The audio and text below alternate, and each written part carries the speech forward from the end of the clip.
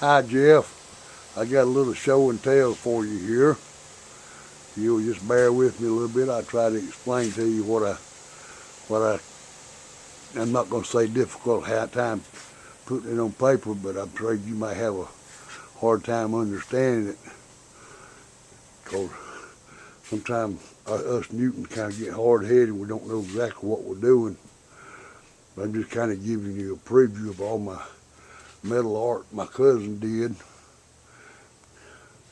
before I start doing anything. What the purpose of this is to explain to you what my opinion is in my limited knowledge of fabrication in the years that I've done such as that. But I'm concerned about the vacuum cylinder in the way that we've got it drawn. I feel like it's going to have to be made in 3 pieces.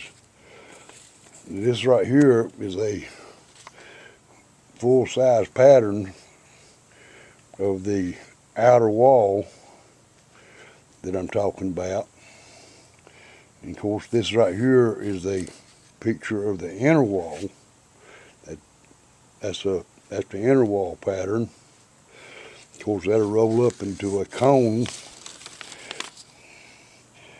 And this right here is rolled into a cone, or a reducer, if you will. We call it in the fabrication field. You see it's bigger on one end than it is on the other end, just like the vacuum cylinder is.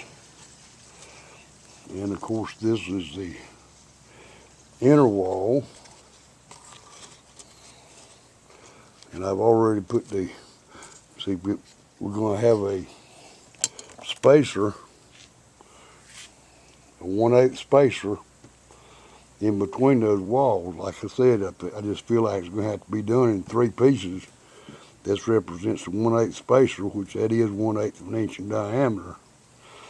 And I'm showing this inner wall with that spacer already attached. You see that's 1/8 spacer right there. Of course, down at the bottom also. You take that and you tack weld that onto your inner wall. Then you take your outer wall. Of course, this is the outer wall again. And you take this and put it inside this. Then you weld this around here. All 3 of those pieces can be welded at one time, all the way around. Same thing on the bottom. Again, that's just my feeble attempt to explain to you what I'm talking about. I can draw it, and I have drawn it, to showing it in 3 pieces rather than the single piece that we're showing on the drawing. Then of course this is going to have another spacer going over to the inner vessel,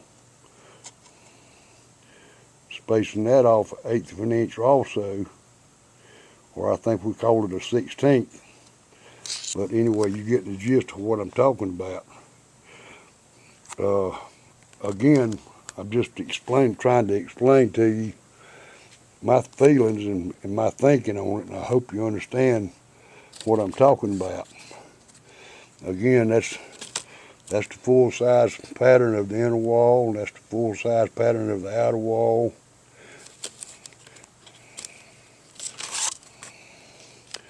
There's the inner wall, and there's the outer wall rolled up.